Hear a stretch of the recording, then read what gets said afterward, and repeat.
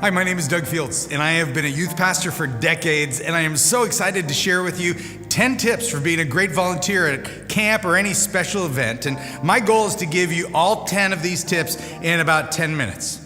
Many years ago, I was sitting in a seminary class learning about one of the most influential Christian educators and authors of the 20th century by the name of Henrietta Mears. And Henrietta lived from 1890 to 1963, and she was an amazing leader. And maybe you haven't heard of her, but you've probably heard of Campus Crusade or Cru and Young Life. And she had a profound impact on those who founded those ministries, ones that are still booming today. Henrietta founded Gospel Light Publishing and a camp and conference center that I've been to many times in Southern California called Forest Home. And as we were studying her philosophy of camps, I remember being blown away by one of the statements she said. She said this: "A teenager can learn more about God during a weekend retreat than sitting in a Sunday school class for an entire year." And I thought, wow, that is a pretty bold statement. And I'm not exactly sure how you'd verify the validity of that statement, but I have enough youth ministry intuition to know that she was definitely onto something. Because there's just something mysterious and powerful that happens during a weekend retreat or a camp or even a one-night special event that can serve as a catalytic spiritual moment for a teenager. Something changes when you get students away from the routine and you surround them with fun and laughter and great people and the words of Jesus. And I'm a big believer that lives can be changed during these types of activities, and most of the time the change is for the good. Although occasionally I've experienced an adult volunteer who experiences change, like, he changes his mind about being a volunteer after staying up all night at a lock-in or being forced to be in a cabin with 13 junior high boys. But most of the time the change is a good thing, a spiritual change or a transformation of the heart.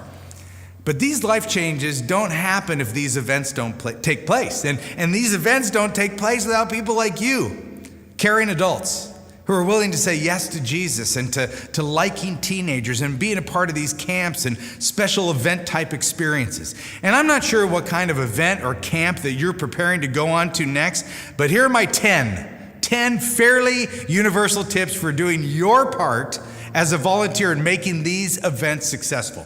Number 1, remember, this is the student's trip. See, our job as leaders is to make it about the teenager, and we can do this by modeling servant leadership and by putting students first. And you do this by hanging out more with teenagers than you hang out with other adults.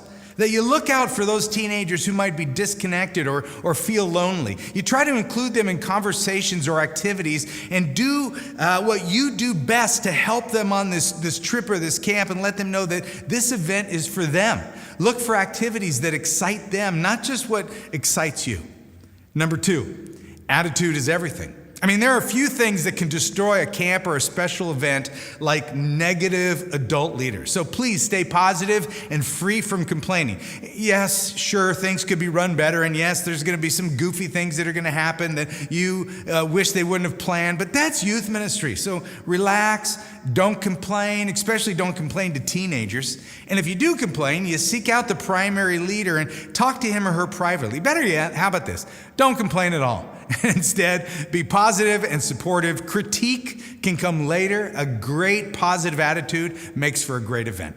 Number 3, know where your students are at all times. See, my style of leadership is to make sure all my leaders have a few teenagers who they're loosely assigned to oversee or shepherd or connect with. And in doing so, it's important for these adults to know where kids are and have an idea of what they're doing.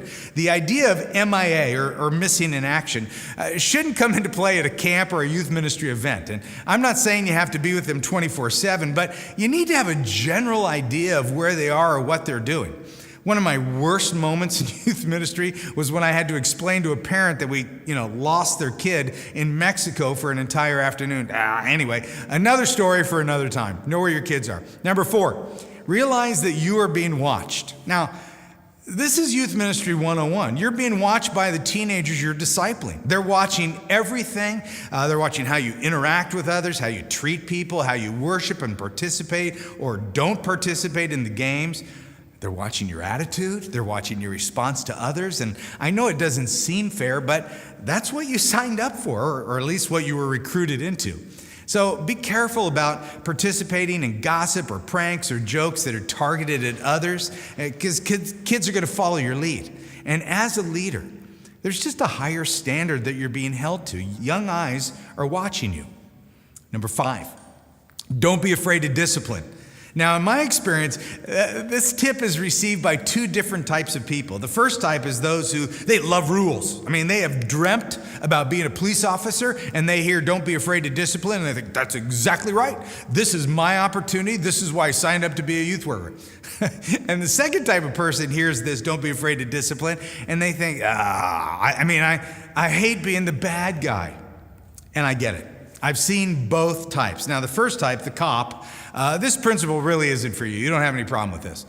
For you, I'd say actually relax, loosen up a little bit on the kids and let them be kids. Be appropriate with boundaries. But this tip is really for those of you who are a little afraid to discipline. Please, you can't expect the primary leader, the youth pastor, to do all the discipline. There are times when you need to step up with your leadership and say something like, hey guys, please stop doing that. You're being distracting. You know when kids are being rude or breaking rules, say something about it. If you have a relationship with them, that's actually ideal. And if you don't, you can speak words of truth with a tone of love in your voice and within your eyes. You can lovingly discipline. And if you need help or you're unsure about how to handle a situation, you need to call in for backup, you can ask your primary leader. That's all being a part of a team. See, we need each other to make the camp or the special event a success, and we may need you to discipline. Number 6, keep students safe. I mean, this principle applies in a lot of different ways, but especially let's talk about how you drive, okay? If you're driving kids in a car, your goal isn't to be their friend and impress them with how wild and crazy and funny your driving can be. Your goal is to be a caring adult who is safe. So as a youth pastor, I want to return kids to their family in a good condition, right? So let's go bigger than just the car here. If it's hot at camp, help them be safe by encouraging them to drink plenty of water, get food in their system. If it's cold, encourage them to wear their shoes in the snow, simple stuff like that. And I know safety isn't cool, but that's okay. Your job as a caring adult youth worker isn't to be cool. Your job is to be a good leader. Number 7, do something fun.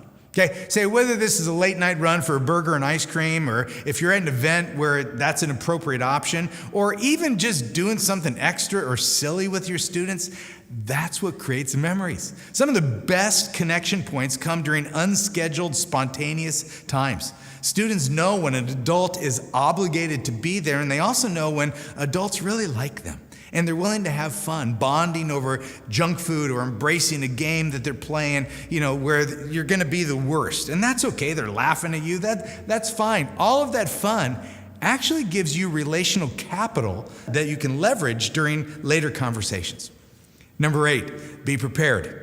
If you know what kids you're going to be responsible for, do some homework about them without being too invasive, but find out about their family, their school, what they're into, where they're at spiritually and emotionally and relationally. It's just so much easier to minister to someone when you know what's going on in his or her world. Number 9, know your limits. Face it. Just because you're surrounded by teenagers doesn't mean you are a teenager. You don't have to do everything that they're doing to be a successful leader. If you have a bad back, you probably shouldn't be doing the water blob or taking their backward cartwheels challenge, okay? You should know your limits when it comes to dealing with students, and don't feel like you have to solve every problem on your own. I mean, if there's a situation that's above your ability or your wisdom, seek some help. See, good leaders know their limits. And finally, number 10, make the main thing the main thing. I mean, if a student comes to camp or participates in all the games and stays in proper dress code and sings all the songs and goes to bed at lights out, but doesn't know any more about Jesus at the end of the event, that's not a win. See, we don't do camp or events to simply entertain kids. We do them as a vehicle for them coming closer to Jesus. That if a student sits on the sidelines and keeps his hands in his pockets and never smiles, but actually leaves camp knowing and loving Jesus in a more intimate way, that's a big win.